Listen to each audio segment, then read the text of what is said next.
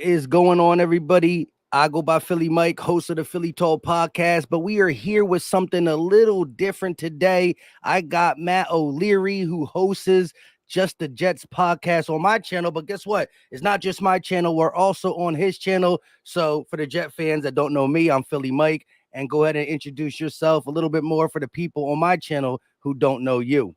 Yeah, absolutely. Really looking forward to this collab, getting it going on both streams here. I'm Matt O'Leary. I cover the Jets on YouTube. You can find me on social media at Matt O'Leary NY, talking all things Jets and NFL. Really looking forward to this game this week, Mike. Yeah. So for my fans, they know, like the ones who ride or die with me, know that my brother is a Jets fan. And low key, during the AFC, they got nothing against me. I got nothing against the Jets. They don't really impact me. In fact, me being 32 years old, my brother being 28, he's never seen it. No, well, it doesn't matter how old you are if you're a Jet fan. You never seen the Jets beat the Eagles. Now, you had some preseason fun with us, you know what I mean? And again, I root for the Jets low key just so my brother can have something to cheer about. And it sucks that Aaron Rodgers went down as early as he did. I think the whole NFL was waiting to see, can Rodgers do a Brady-esque type thing, move to a team that has talent that was low-key only missing a quarterback per se and do big things. And it's unfortunate we didn't get to see it. Just give me I know you're probably sick of even talking about it, but how do you feel? Give me some insight now. Week 5, right? I know week 1, it was probably like, ouch. But week 5, 2 and 3, still get to see. Have you ever just gave up on Zack Wilson, or have you always said maybe behind Rodgers, maybe he can grow into something? What's your take on that situation? Yeah, so like you were saying, complete bummer. Just like 4 plays into your season, you bring in Aaron Rodgers, and then that instantly goes away. That's a really tough pill to swallow. With Zach, man, I was hoping that he didn't have to play this year because I thought if he had any chance of reviving his career, he needed to sit. And I was critical of Zack Wilson in the first few starts, especially the game against New England in week 3. He looked like a guy who couldn't play. And it was the same story from 2022 where the Jets start off, they're 7-4 and they're rocking and rolling. And then quarterback becomes a major problem for them. They lose the last 6 games, finish their season 7-10, but the defense was balling out every week and they just couldn't do anything offensively. And that's what we saw in week 3 against the New England Patriots, division rival. The Jets haven't beaten them since 2015. So it kind of bubbled over at that point. It's like, all right, something has to give, something has to change. And then he has the best game arguably of his career against Kansas City, and they lose a tight one, and then they win against Denver. And he was okay last week against Denver, but if he plays like he has the last 2 weeks, obviously Super Bowl aspirations go out the window when Aaron Rodgers goes down, but there's no reason that this team can't be competitive the rest of the way if Zack Wilson plays, competent football like he did the last 2 weeks.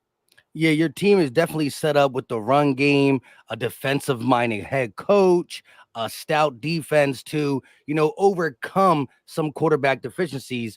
As long as he's not absolutely killing you, managing the game, not doing anything to cost you. He's going against the Eagles secondary that we talked about backstage a little bit. Darius Slay now misses back-to-back practices. There's no actual information on how bad a knee is per se. I didn't see him get hurt. I'm thinking it's more he's banged up. He's an older guy. Give him a little bit more time off. If there's anybody that knows the Eagles defense, it's him. It's okay. But the Eagles have allowed 11 passing touchdowns. The only teams worse are the Bears defense and that Broncos defense that you guys put up 31. Going into this game, I believe we talked about it backstage a little bit. You think you're going to run the ball. Do you see them letting Zach throw the ball 30 plus times at all?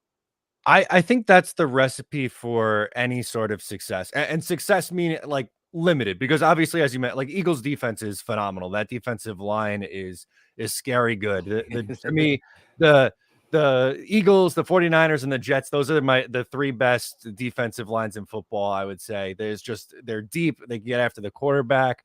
Jalen Carter's been an absolute beast.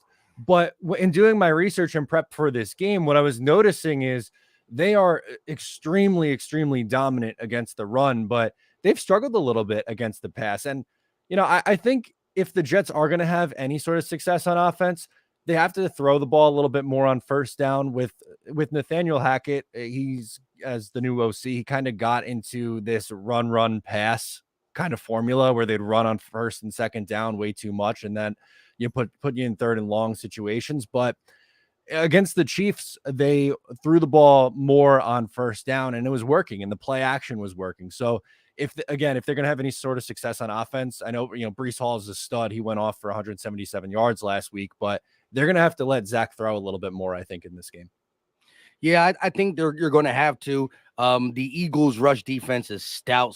Fletch should be coming back, so now you're adding more firepower to an already stacked defensive line, especially where the most of our dominance coming from that interior, whether it's pass rush or stopping the run. But Hassan Reddick, since that cast been off, right, he's been, you probably haven't paid attention to us all 5 weeks, but some of Eagle Nation, a lot of our haters and national pundits are like, what happened to Hassan Reddick? He's won a couple games without a tackle, no sacks. Well, in 2 weeks, 3 sacks. As soon as that cast got off, he's been back. And plus, they started out chipping our edges because, we had Sweat double digits, Graham double digits, Hassan racked second or third in sacks last year. So that's why the interior was eating. Now it's kind of balancing out as Hassan Reddick said it would. But again, the secondary, see, I don't like to be too critical of 11 touchdowns through 4 weeks for the simple fact that it's been a rotating door back there. Bradbury has missed time. Avonte Maddox is out for the season. Reed Blankenship has missed time. We had to Justin Evans, Sidney Brown. So everybody's missed time. We have not had a same cast of crew out there all year. Now, it is worrisome that Slay missed back-to-back practices. I think it's more of a maintenance type thing. But when the Eagles do need to make a stop, when they do need to do something, we've seen them play. Like if you look at that Rams game, they only had 3 possessions in the first half. They scored on 2, punted 1. But then in that second half, Matthew Stafford, under 50% passing, a 55% passer rating, 75 yards. And this is a team who just got Cooper Kupp back, who has the second wide receiver and Puka Nacua. So I love the adjustments made. And so I think there's a high ceiling for this defense in its totality. You spoke about our pass rush. That's where we hang our hat on for now. But in this Jets game, we might be as banged up as we've been all season. And so I can't say this is the game that our pass defense comes out to play. Although when Bradbury's outside, Slay's outside, and we have a competent slot, which is, Bradley Roby, who was just playing Madden on the couch for 4 weeks. Now he's playing.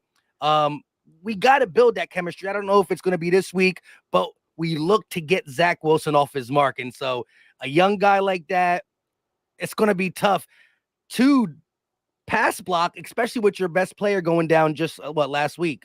Yeah, that was tough. So losing Elijah Vera Tucker, he's been very versatile. So they drafted him as a guard, but he's played a lot of tackle as well. So he started this season at right guard. And then after Dwayne Brown got hurt at left tackle, they moved Mekhi Becton from right tackle to left tackle, and then moved AVT, Elijah Vera Tucker, to right tackle. And he was playing really well. Tore his Achilles in Denver this past week, so he's out for the season. Max Mitchell will play in this game. I thought he played pretty well filling in for Elijah Vera Tucker at right tackle this past week. Lyle Collins visited with the team this week. They didn't sign him. They did add someone to their practice squad, but he's not going to be ready to play for this game, I don't think. He's a better run blocker than he is a pass protector. So I'm a little bit nervous about those speed guys on the edge. And for, Zack Wilson, when he struggles, it's normally when he's under pressure. He's not very good at all when he's under pressure, but if the pockets stay clean, he could give you some level of confidence. My fear for this game is pass rush is getting home. He doesn't have any time to throw, and that's where the mistakes usually come in. Yeah, see, the Eagles are 20th in blitz percentage. We only blitz about 25% of the time. This is through 4 weeks, right? Things can change. It's still a smaller sample size to say this is exactly who the Eagles are, right? You also base your blitz packages on the quarterback, right? If it's a quarterback who's known to make things help out, to make mistakes, then you might send the dogs a little bit more like we did for Sam Howell, but he prevailed, no doubt. We're 20th in blitz rate, 25%, but 40.2% of quarterback pressure, which ranks 6th. So we send the front 4 and they get home, or they at least get the ball out of the quarterback's hand fast. Is Zach, and I didn't watch too many games. I did watch a little bit of that Broncos game. How is your offense with getting the ball out of the quarterback's hand fast? Is that have been your go-to thing? Garrett Wilson's a problem outside, but is Zach Wilson holding the ball longer than you would like to, or not? What is your take on that? Usually that's one of his biggest problems, is he holds on to the ball too long. That's part of the reason why the sack numbers are so high. And a lot of people say, oh, see, like the offensive line's not good. And they had their struggles early on in the season, but a lot of it too is because the quarterback was holding on to the ball so long. Now, I will say, for whatever reason, the last 2 weeks against Kansas City 2 weeks ago and Denver this past week, he's done a little bit of a better job of getting the ball out quicker and going through his progressions a little bit quicker. So obviously, again, very tough defense against Philadelphia. So I don't know if we're going to see that regress, or if this is, the newer improving version of Zach Wilson. If he can go out and just get the ball out quickly, not hold on to it, not make that mistake, they're not going to ask him to really do a whole lot. But I think that's going to be the key, right? Like, this is not a team where you could afford to hang on to the ball and have these deep 7-step drops, because the reality is the defensive line is going to be in the backfield trying to make a play on the quarterback. So I think, getting the ball out to your playmakers and quickly is the play here for the Jets. Yeah, that's what that's what all offenses did to us early in the season. Now we have done stuff adjustment wise to make them hold it a half second longer, right? Play a little bit more tighter coverage, but we do like to drop as many guys back in coverage, as we don't blitz that often. We believe in our front 4 to get there. Each game though, we've seen the quarterback hold the ball a little bit longer. It's also the fact that we started playing guys that hold the ball long. And I think that Zach Wilson could be that one quarterback that could really just allow this defense to do exactly what it wants to do, right? Like if you go back and, game log us, Mac Jones threw for 300 yards, but he was getting the ball out in 2.3 seconds. I think our defense has grown, even with the revolving door back there, to not be so, drop back, zone heavy, 8-9 yards off, playing the sticks. I think it's slowly been maturing. I would like to see that defense we saw in SoFi the second half against Zack Wilson and the Jets. It is a home game for y'all. Again, I think the matchups are going to be the Eagles offense, who's starting to get going, right? We are fifth in points per game with 28.2, and second in yards per game with 404.4. But this defense the Jets are going to put out on the field is legit. But if your offense is 3 and out, as the one game that your defense didn't look right in was against Dallas. And, I was rooting for y'all. I thought y'all had, after the Garrett Wilson touchdown, I said, maybe y'all have it. And then the wheels fell off. Sauce did drop one. He dropped a pick six in that game too. I was a little upset. But that's my thing is I'm looking at, not trying to discredit your offense, but I'm looking at the Eagles offense versus the Jets defense. And if we keep that defense on the field, with especially how long our methodical drives could be, like the Eagles are, one drive we can do a deep ball to AJ or Devontae and be on the field for a minute, but we got some 8-minute drives, 7-minute drives on our resume. And so you just suffer a 7-8 minute drive. If Zach goes out there and do a 3 and out, that's where the wheels start to fall off.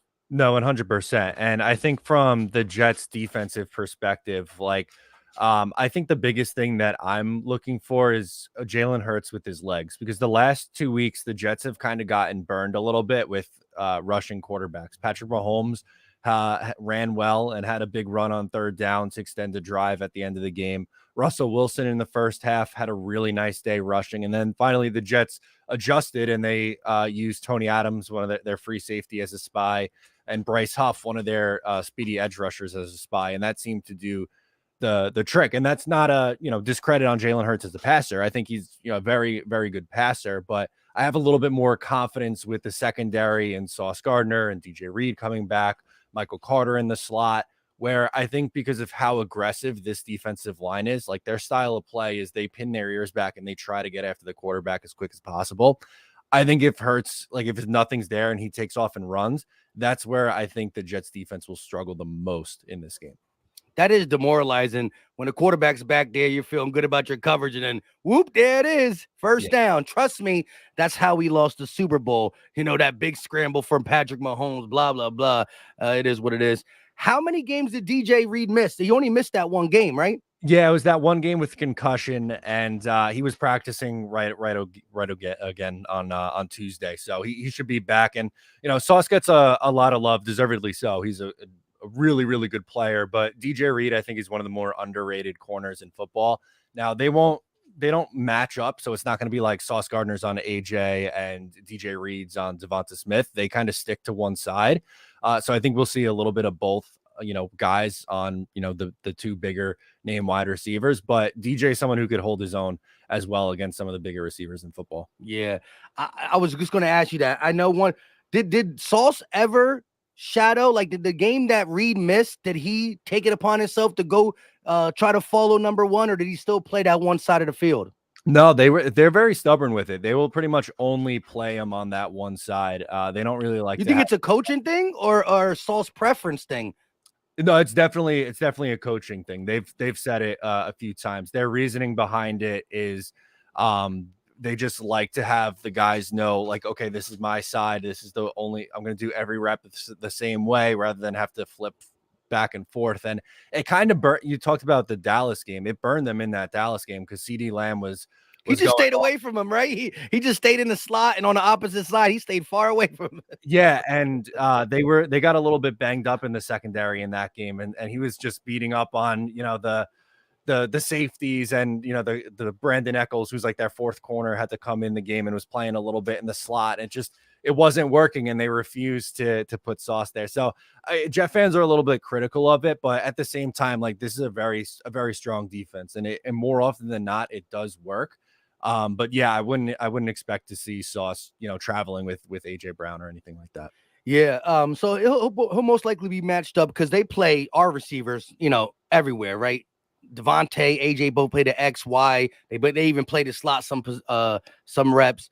I did notice, looking at your Jets defense, you have been vulnerable to tight ends, right? You've been vulnerable to tight ends, and look, one thing Eagle Nation has been critical on and asking the head coach and stuff is, where's Dallas Goedert? He's a top 5 tight end in the NFL. I believe he's top 5. If you want to be critical, maybe top 6, top 7, he's up there, right? All that being said, he was MIA for the first 4 weeks. The Rams came into this game being nowhere near as dominant as you on the outside, but again, you're talking about 3-4 games. It's a small sample size. Weatherspoon and company out there for the LA did pretty good job on wide receivers. Now, both Goddard and AJ went over 100, but Goddard 8. He was a focal point. And I don't know if we go right back to the well this game, but if DJ Reed is doing his job, and again, look, I think in this league, shout out to the DBs because, the league's changed. You can't do nothing. You can barely breathe on a receiver. So I'm always going to think that an A+ receiver and an A+ cornerback, that, it's going to, the ball in the air, the odds are that the receiver is going to win, right? That being said, Dallas Goedert could be right back where he left off in SoFi. And, we've seen it. AJ has now had 3 back-to-back 100-yard games. Devontae only has 1. Devontae was the missing link last week. He had 6 yards. So I don't know who's going to be involved, and I don't think you should go into a game like this is what we want to do. You really should take what the defense gives you. That's what the best offenses do, and that's why we're a pick your poison. Hey, we could run the ball with the best too. We're looking at 300-yard games for AJ, 100 for Devontae, 100 for Goddard, 2 back-to-back 300-yard games for Jalen Hurts, but we're second in rushing or something like that. So we definitely offer a lot. What is your take on stopping the passing game and how you guys been against tight ends?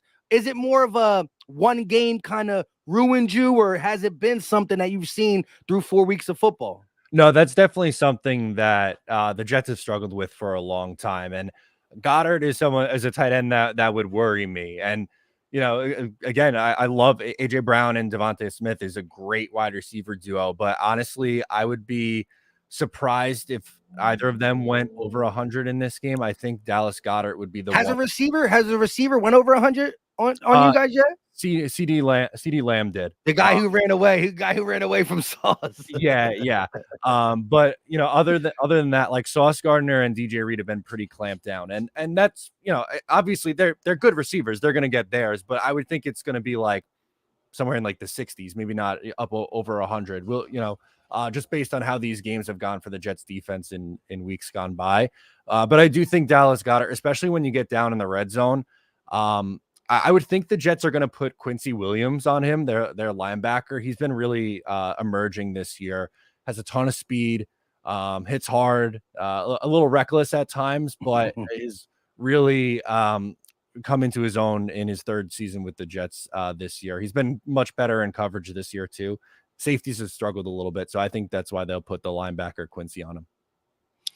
Well, he's going to have a tall task, and I think the Eagles are going to try to get to the ground game too. I want to ask you about your rush defense real quick, but shout out to Timothy George with the $5 super chat, first one of the day. He said, "Love the content, Mike. Keep it up." Listen, Eagle Nation, definitely go check out Matt O'Leary's channel. All you gotta do is type it in the search bar. Matt O'Leary. We're live on his channel and my channel. Hit the like button wherever you're watching it. It's free. It's easy. Don't cost a thing, and it helps out. And again, win, lose, draw. If we win, go, let them know how we do. And if we lose, take it like a man. What is real quick before we get to the rush defense, what is your confidence level coming into this game, knowing that the Eagles are undefeated on the 2023 season and also undefeated in franchise history versus you guys? Yeah, that's a wild one. Oh for 12. That's a tough one to swallow. Look, this game, even if Aaron Rodgers was playing, I think that's one that I had circled on as a tough game for the Jets. And even now without Aaron Rodgers, I still think it's a tough game. I think they're still competitive enough on defense where I think it'll be close for most of the way. I don't think they're going to roll over and die. I think I'm not expecting this game to be a blowout, and who knows, maybe I'm wrong and they lose by 20, but it's kind of a house money game. If you go into the bye week at 2-4, obviously that's not great, but coming out of the bye, they have a little bit of a more favorable schedule. They have the Giants out of the bye week, who they just look like one of the worst teams in the league right now. The Raiders and the Chargers. So you could kind of stay afloat even if you go into the bye at 2-4. So if you win, great. That just helps, even more so. But if you lose, it's really not the end of the world. Yeah, and there is something to say about the guys in the locker room and, the guys who've been on the Jets for a while hearing this. Dang, the Eagles are undefeated, right? Like Robert Saleh, I don't know if he commented on that, but I know, listen, every team that plays the Eagles, their media, right? The New York media. Last week, it was the LA media. The week before that, it was the Washington media. They're always going to want to hear what they got to say about the brotherly shove. Now, we heard your coach comment on the brotherly shove. Said we're going to have to try to stop it. We're going to give them 11 kisses. All 11 players are going to be there. What is your take on that play in general? Do you think it's legit? You think it should be banned? What is your take on the brotherly shove real quick, actually? Yeah, so I am for it. I think it's not an illegal formation. It works. They do it better than anyone else. And the ones who are complaining about it, like, you could just see, like, other teams don't run it as well as the Eagles do. They have one of the best offensive lines, if not the best offensive line in the sport, and they have a quarterback who squats 600 pounds. It makes perfect sense to do it. I would, if the Jets ever figured out something that worked 90 whatever percent of the time, I would want them to continue to run it, and I wouldn't want it to be outlawed. I don't think it should be. I think it's silly. The Eagles just do it better than everybody else. Yeah, and again, it's not that far off from the quarterback sneak. Yes, you're allowing people to push right away, but if you go back, if you reviewed every single push tush now turned into the brotherly shove, I would say 70% Jalen gets over off the initial plunge, before the pushing starts. And if I went back, because I did a YouTube short today, go check it out if you didn't do it, Eagle Nation. Because, Kelsey's talking about, he thinks people might be starting to fake injuries going down the lane because they're trying to say ban it for injury, for health situation, right? Like, whatever. It don't make sense. 2 Giants guys get hurt.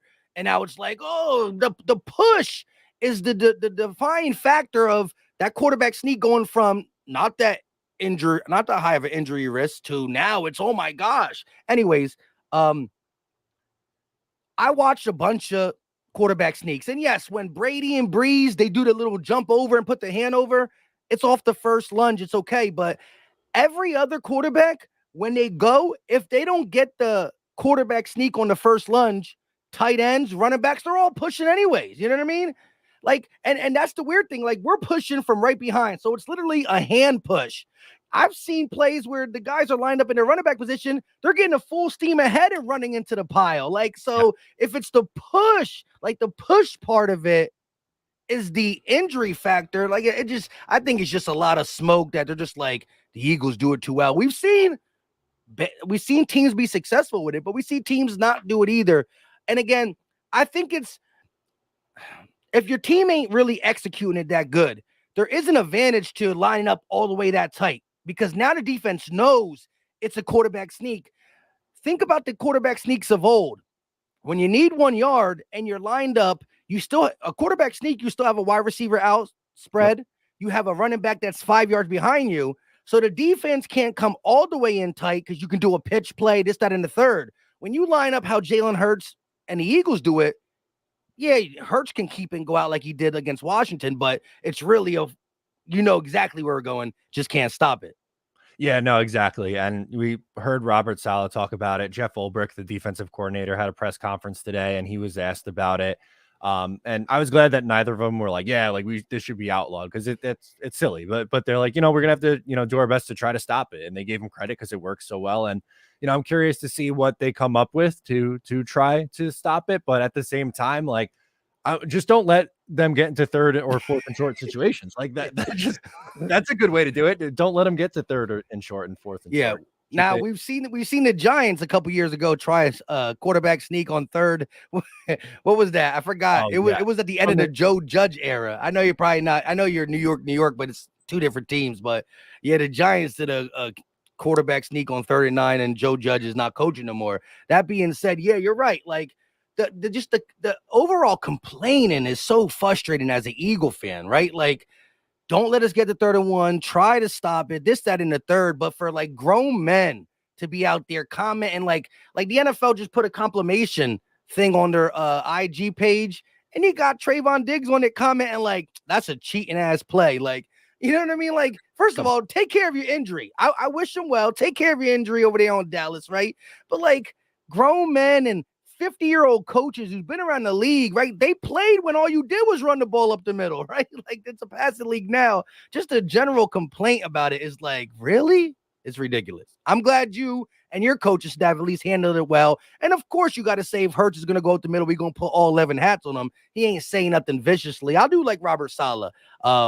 When we were looking for a coach, low key, he was one of the guys that I made a video on. Like, I want him. Like, Nick Sirianni came out of nowhere. I didn't know who he was. I'm not gonna front and act like I wanted Brian Daboll.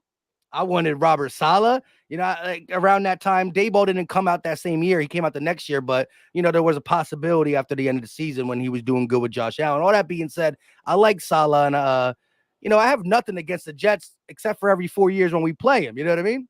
Yeah, and kind of same thing with me and the Eagles. I'm not a Giants fan. I get the rivalry there, but the Jets, they always lose to the Eagles, and that part's frustrating. But like you said, they play once every 4 years.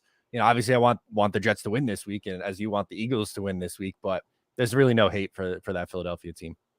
Facts. To your rush defense, how has that been? I know, like we talked about, your confident level, and DJ Reed, Sauce Garner is through the roof.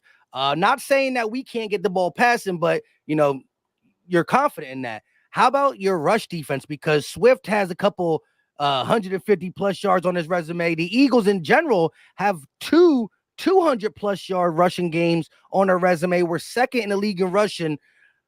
How is your rush defense, and how comfortable are you stopping not only Jalen Hurts, which you talked about, because Mahomes and Wilson got you there, but just the traditional, agent zero up the middle, off tackle, stuff like that?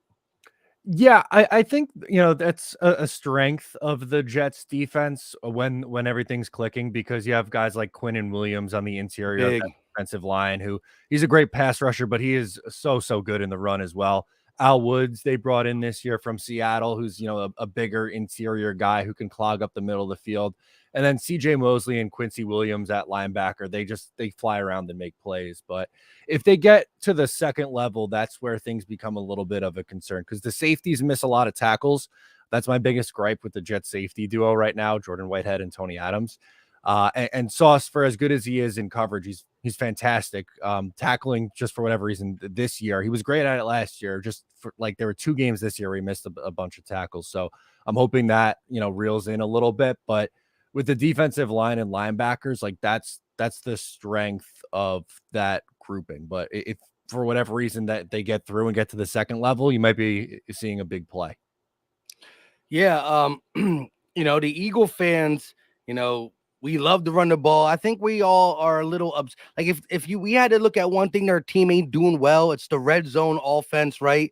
A stat came out though, 1 in 6 in the red zone when trying to score when Kenneth Gainwell's on the field, 6 of 9 when Swift's on the field, and it comes down to because, if Jalen Hurts throws an incomplete, it's not the running back's fault, regardless who's on the field. It comes down to play calling and situational because Kenny G is not as good as Swift on first and second down. And so, when you get in that tight red zone, first and second down are important. So you have that third and short. We've been faced with a lot of 3rd and 6, 3rd and 7, 3rd and 8 in the red zone, and we've been settling for field goals. Way too many.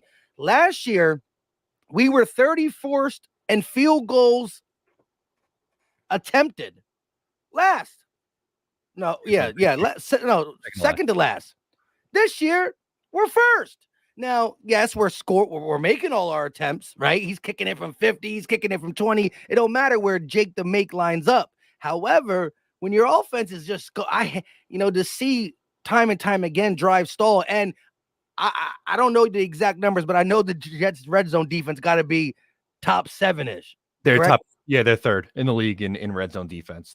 Something that they're very good at is I just mentioned they are prone at times to giving up a big play in the run game, but when they get in the red zone, they really clamp it down, and they're good at getting teams to settle for 3, and that's how they kind of stay in these games. They don't let up a lot of touchdown drives. I think they're also 3rd in the league in touchdown drive percentage against as well. So. Yeah. Real quick, shout out to Nelson Lucero for the super chat. I saw you super chat me at early in the morning today, but sometimes as the hours go by, when we went live, that super chat wasn't available for me to pull up. But Nelson, appreciate the super chat. You put the number 1 sticker. I don't know if it's for the number 1 Eagles, the number 1 record. Well, tie with the Rams, but shout out to you. Appreciate it. We do normally do the super chats on here as they come, and sometimes answer some of the stuff that y'all got to say. So this is gonna be something I'm gonna now really look at. I'm gonna talk about it pregame. I'm gonna talk about it all the way up into the game because I still want everything to go according to plans like we've been doing it, but Eagles focus is on personnel, play calling, and just getting it done in the red zone. And now when you're trying to fix something, I don't know about you, I don't want to go against, when you go against a really bad we need to fix the red zone. Say we're playing blah, blah, blah team that's 31st in the red zone and you look good in it. Is it you or is it the team you're going against? So something that is a focal point every single time the last 2 weeks, Brian Johnson or Nick Sirianni got on the podium, it's been asked about the red zone. We ranked 27th in red zone offense. 5th in points. That could be up there in the top 2 if we would just start scoring. So that is something I want to see. Hopefully we put up a lot of touchdowns. Yeah, that's the thing, but that would tell you that it is actually improving. If you're going up against a team that's top 3 in touchdown drives allowed and red zone defense, then that, to me, that would be proving like a legitimate test. So if the Eagles do have success in the red zone, that'd be a really good sign for them. What does your team do at the coin toss? If your team wins, do you know, are they more liable to, or more along the lines going to kick it or receive it? What does your team normally do? Yeah, defer. They like to put that defense on the field first. And do you agree with it? Is that a Matt O'Leary preference too? That is, yeah, I'm glad that they do. I like getting the ball to start the second half. Yeah, And I love that. yeah, one of the things that I always easier said than done, but I love when you're able to score points right before the half and then you double up, you get the ball to start the second half. To me, and when it's the strength of your team, right? Like getting the ball, receiving, and then the offense goes 3 and out. It's like great. Like what good is that? But the defense is the strength of this team. So I'm completely fine with them, getting put on the field first. Yeah, right now I would say the offense is the strength of our team overall. I do think this defense, once it finds itself, and by finding itself, stop getting hurt in the secondary. Once that happens, I do think this Eagles team is going to be better than better than a lot of people think. Along the lines of you're this third worst team in passing touchdowns, and Mac Jones threw for 300 and blah blah blah. I think that is based on if you look at game logs, you're going to see dang, the Eagles, you're doing your due diligence for this game. You're like, Eagles a little suspect. And yeah, we might be still because of the continuing hurt, but there's going to be a team that comes to Philly thinking we're sweet against the pass and we're going to lock up because we're going to finally be at full health. And they'll slowly start to see that. All that being said, I'm with you. I'm a defer guy. I want the ball because at the end of the day, having a lead in the NFL is cool, but keeping it is even better, right? And all that being said, I'd rather play my best ball in the second half over the first half and vice versa and all that stuff. And last week, I thought we almost were going to get killed by that. Rams only have 3 possessions, but they scored with like 30-something seconds left of the half, and they were getting ball to start the third quarter. So they took the lead. I was like, wow, we controlled this whole game, and we're about to go in a half down by 3. But Jalen Hurts and company got down in 30 seconds and scored, and then we played great defense in the second half. But yeah, that's something I like to hold my hat on. Like you, get points end of the half and or at least try to get points to start the drive. If I had to ask you though, right? Mm-hmm. Give me the scenario give me something that Philly does horribly wrong, or you could see going your way for the Jets to get this win. Do you know the spread on this? 7 points. 7 points on the road. So what do you think has to happen? Does it have to be like you have to win the turnover battle? Do the Eagles have to have a couple mistakes? Like, give me a scenario. Not saying you think that we're going to do that, but if the Jets win, it's because it was this kind of game. Something like this happened. Give me a scenario in which the Jets upset and give the first loss to the undefeated Eagles.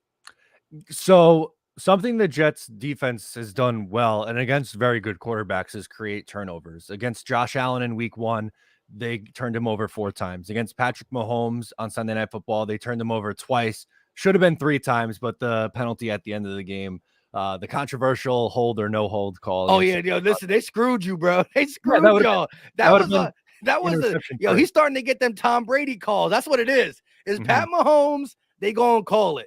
It's ridiculous. Yeah. So frustrating, but that would have been the 3rd turnover against Patrick Mahomes. So Jalen Hurts, he has 4 interceptions in 5 games, I believe, right? 4. So I think he's someone who if you get the pressure there and get a turnover or 2. And then I also think you need to be more aggressive with the play calling. They were very conservative this past week, and it worked because they gave Breece Hall the ball 22 times. He ran for almost 180 yards and had a 70-yard touchdown. I don't think that's happening this week. I'm not saying completely abandon, Breece Hall because he's too good of a player. You got to get him his touches. But I think, Zach is going to have to throw a little bit more on early downs. I would be looking to try to hit some things over the middle of the field, whether it's like Garrett Wilson on a crosser, or he's had some nice chemistry with Tyler Conklin, the tight end, the last few weeks. So I'd be trying to get the passing game going a little bit and not throwing him like 45, 50 times, but I think you need to be a little bit more balanced. Somewhere around like 35 passing attempts, I think, is the number. And yeah, I think it's going to be tough to pull off a upset win against the Philadelphia Eagles. But if the defense can create turnovers and you get a good Zack Wilson game with them being a little bit more aggressive, I think that's a way where you can maybe pull an upset. Yeah, look, you're gonna need some good luck on your side. No, I'm just kidding. But yeah, like if there was a game that we end up making the mistakes. Like, let me go back to that Washington game, week 8 last year, where we had a couple, weird turnovers, ugly turnovers. And, y'all controlled the time of possession, kept our offense off the field, still attacked us when they did it running the ball. But again, right now, 2 DNPs, 2 did not practices for Darius Slay. We're already beat up in the secondary. You got a guy who's only been in Philly for a week and a half, going to be asked to play heavy minutes. You lose Slay, now that means you bring back Josh Jobe on the field, who's got exposed a little bit. All that being said, Zack Wilson is someone that, I haven't studied him as much as you, and I've seen some throws, but I've also seen, the bloopers of Zack Wilson, and I know he could be rattled, and going against a bad secondary could improve his odds. However, going against a pass rush like this, to a guy who holds the ball, to a guy who's prone to taking sacks, to a guy who is just he doesn't got the body of an NFL quarterback, right? Like, these are the Eagles not only got a great pass rush, these are some big, like, we were throwing Matthew Stafford around. Like, I think that big sack from Jalen Carter kind of ruined Matthew Stafford too, because he wasn't the same. He missed a couple open guys in the second half. All that being said, I think the Eagles play their game. It's going to be very hard for the Jets to win. I don't think we're going to be walking down the park. Eagles been great 20-20. We're not good in the red zone, going against the third best red zone in defense, but we've been really good. I mean, like, we get the ball, we move 20-20. That's why we averaging 400 plus yards a game. I do think, it's a low scoring game at half. I think if we end up scoring more than 30, it's because it's a game that got away from y'all, where your offense made your defense too gassed in the second half. You know what I mean? Where it's like, I'm with you there. The Dallas game all over again. Yeah, the Jets have done a pretty good job of holding some pretty good offenses to, respectable numbers. Like, they held Mahomes to 24 points. They held Josh Allen under 20 points. The Dallas one, like you said, it got out of hand because of how bad the offense was. And the defense, it was a uncharacteristically poor game from the defense. I don't think it gets to 30. I'm thinking like a 24-14, 24-17 kind of game would be my guess. But I just think this defense is gonna, play, tough. I think they're a tough defense to begin with, but I don't like the matchup for this Jets offense against the Philly defense, because, as you mentioned, I know the secondary is banged up, but that pass rush and the rush defense is going to make it really a big challenge, I think. Yeah, and real quick, the chat's asking again, who's playing for Vera Tucker again on the left side? Yeah, Max Mitchell. He was a 4th round rookie from last year. He came in and started a few games at the beginning of last year, and then he had some blood clot issues, so he missed like the second half of the season, but he was okay filling in. And when he came in for Elijah Vera Tucker at right tackle against Denver, he was very, very good in the run game. He let up 1 pressure, but his strength is as a run blocker. He's fine as a spot starter, which is what the position he's in now. I don't know if I'd feel comfortable with him as my 17 game starting right tackle, but next to him at right guard, they have a rookie, Joe Tippmann, who they took in the 2nd round, who's been absolutely crushing it. So hopefully, that he helps contain on that right side. But yeah, Max Mitchell's coming in for AVT this week. Yeah, so a guy who you feel comfortable spot starting, is going to have a rough side. You saying right side, so that should be on Hassan Reddick's side, and he's been crushing it since that cast came off. 2 games, 3 sacks. When one thing I know Eagle fans are going to be upset about, and again, if I think we're going to all be nervous if we see tomorrow that big play slays a DMP. You know what I mean? Yes, context is going to be, dang, if Zack Wilson ends up throwing the ball for like a 2-7, if Zack Wilson looks good, Eagle fans are going to be still upset about the pass defense. I'll be upset, but again, I just still think like I can't fully judge this Eagle secondary until I see, like, if you're telling me this is who's good, if this is going to happen for 17 weeks, okay, then I start to believe this is who we are. But these guys are either going to eventually get, like, because it's a little knick-knack injury. So like I believe eventually things are going to start to turn around, and if there is going to be a game here, game here, miss, I'd rather it be in the beginning of the season, not the end of the season. So, it's a 17-week season. It's not like the NBA, the NHL, where every game matters, but still slow and steady wins the race. You know what I mean? Yeah, I'm with you there. I think eventually, right? Like, I think that defense settles down. And same with the Jets. I think they're ranked like somewhere around middle of the pack. But I think these are two defenses that end up, when it's all said and done, that are, well in the top 10. But injuries are a big factor right now. And, if Slay isn't good to go, that, not saying it would be comfortable, like, oh my God, the Jets are going to win this game, but it might have a little bit more of a chance to try to move the ball, because obviously he's a great player. And, whoever they would put in there in that spot is not going to be up to the same par that Darius Slay is. So, obviously we'll see there. I guess I had a question for you, actually. It's something that I saw going around a lot of, Jets fans and just people in general who are trying to talk themselves into a win for this Jets team. Do you think it could be a trap game in the sense that you have Miami the week after and like looking ahead to that game in a sense? Yes, that is the clear definition of a trap game, is when the team that you play is definitely winnable. And not only, again, trap games to me, like a lot of people say trap games, but I think the real definition of a trap game is when you play a team that is, on paper and record wise subpar to you. And then, but the next week is a team that is equivalent to you that you're really looking for. So not, people say Jets a trap game because, they never beat us and they might play up and we might overlook them. I think the only way we overlook them is because we're nervous about the Dolphins game.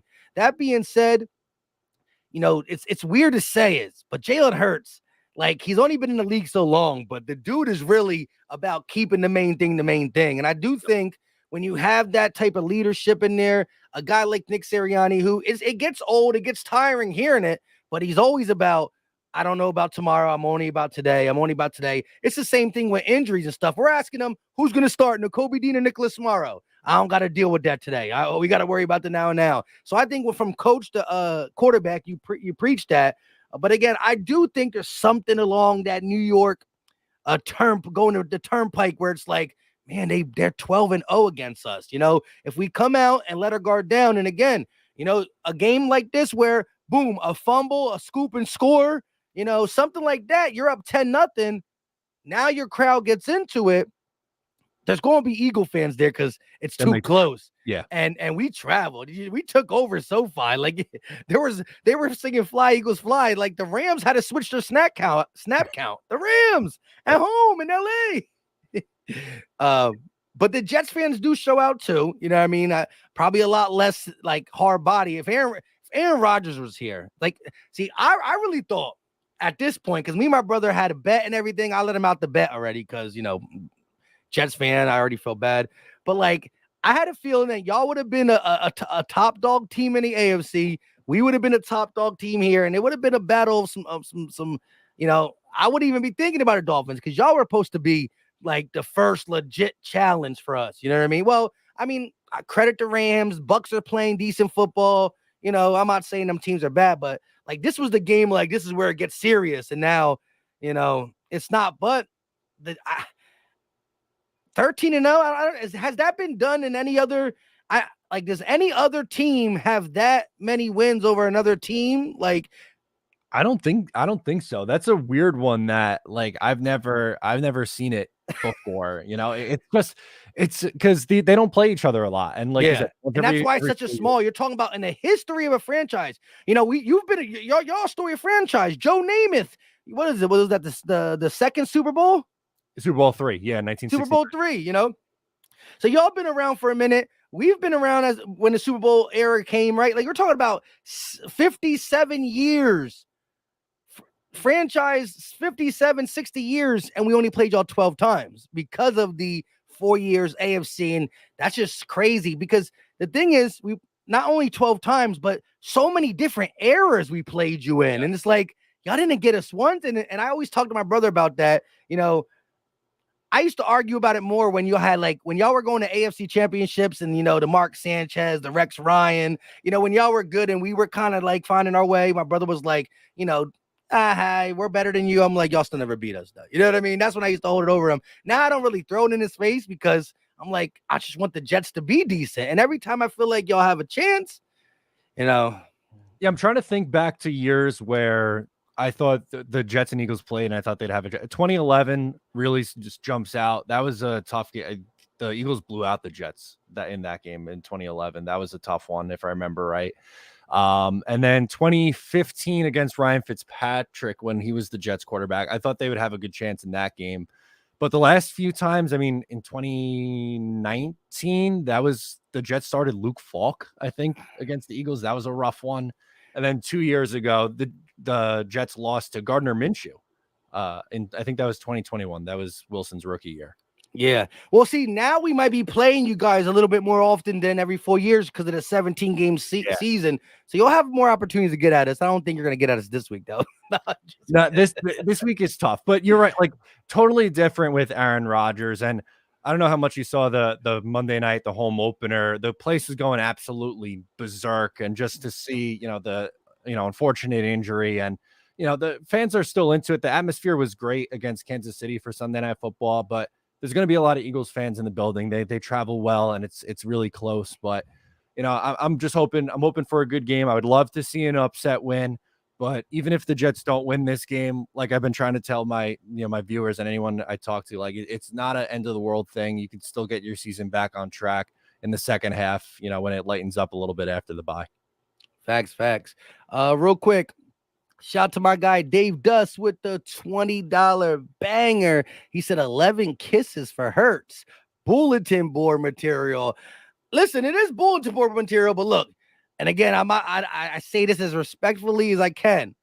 Do we really need bulletin board material to beat the Jets? I didn't really take it as bulletin board. I didn't think that was bulletin board material. I thought it was more like we just got to get 11 guys to get to them. To rally, yeah. Yeah, to get there, but there's been a lot worse said. We had barstool people wishing injury on Jalen Hurts due to a brotherly shove. It's been ridiculous out here.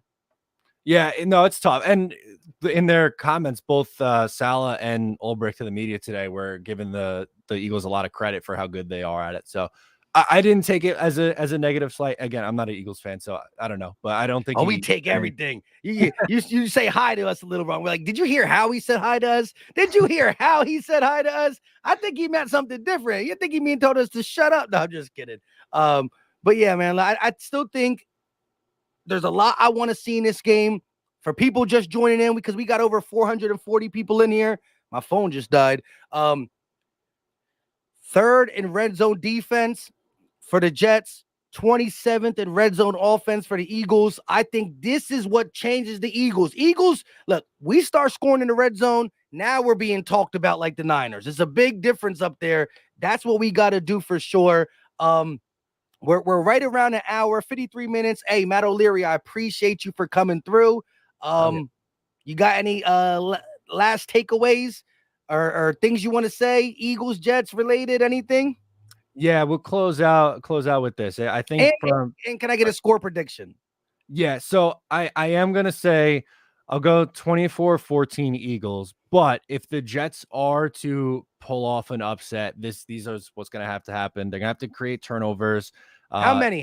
Give me the magic number to win this game. We need to settle for, is it a three-piece? A three-piece? I was gonna say 2. I think 2 turnovers, maybe like you mentioned, like a scoop and score, pick 6, a big special teams play, like something like that to really get you in this game. And they're gonna have to be a little bit more aggressive. But I just want to see some tangible progress here. They got back in the win column against Denver, a much needed win. Put up 30 points in this one. Keep it tight, and let's see if we can go into the bye week with some nice momentum. That'd be good. I like it. So you straight said, if I had a bet, my pocket, not my heart, 24-14 Eagles. However, that magic number 2, a scoop and score interception, something like that can change it. There's going to be Jets fans there. They'll be happy. Listen, I know Jet fans at the stadium will be thinking if they get up 7-0, 10-0, they be thinking, okay, we need to stop this. No more 12-0. We need to end this streak. And so that could give them momentum for sure. Real quick, shout out to D Dragon. Just got here, but sorry about Sunday, bro. Think he's trying to say, sorry for the game's over. Like, hey, let's not get too confident. You know what I mean? He got the 88 jersey on. Let's see if Dallas Goedert can do his thing versus the Jets defense. We talked about that a little bit. Listen, if you're just getting in here, you can always watch it back on the replay. Hit the like button. It's free. It's like, the nicest thing you could do for a YouTuber is hit the like button, watching the videos first and hitting the like is the second thing. You know what I'm saying? And it's free. Super chats cost money. Shout out to y'all, but the like button is free. He said 24-14. I'm going to go 20. We averaged 28. This is a really good defense. I'm going to go 28-17.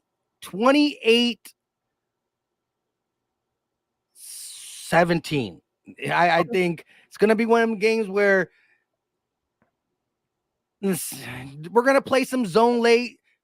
Wilson's going to, please Jets fans there as he, drives down and scores. And I think it's going to be really close. Halftime. I think we pull away in the third. Yeah. Y'all get some comeback in the fourth quarter. I'm going to go 28-17. It's 11-point victory, but, not as drastic. I think, Jet fans are going to be on their edge of their seat come the first half. 28 points. And here's the thing. We don't kick no field goals this time. Every time we get into the red zone, we score 4 touchdowns, no field goals, 28. That's going to be really hard to do. I'm pretty much not realistic with that. I would love to see that, but that's my take there. Again, I have a soft spot for the Jets. Jet fans that are watching, my brother is a Jet fan. We're not from Philly, but we're right outside of Philly, still the PA area. I don't know what happened to him for to be a Jets fan, but he's a Jets fan, a Heat fan. And I don't even know who he likes in baseball, but because we're not biggest baseball fans, but Jets and Heat, I don't really know all that is. I'm Eagles Sixers, and Sixers suck. Yeah, that one makes sense in the same city there with the Sixers and the Eagles. But all right, I'll take it. Any Jet fans are welcome with me. Yeah, I'll definitely send my brother your way. If he might even be subscribed. I might mention you, but yeah, I watch him on YouTube. I'm not sure. All that being said, I appreciate your time, and I can't really say good luck on Sunday because I want the dub like you want the dub, but hey, may the best man win. Absolutely. Good stuff, Philly Mike. Good luck with the rest of the way as well. Appreciate y'all. Until next time, y'all know what time it is. We out. Peace.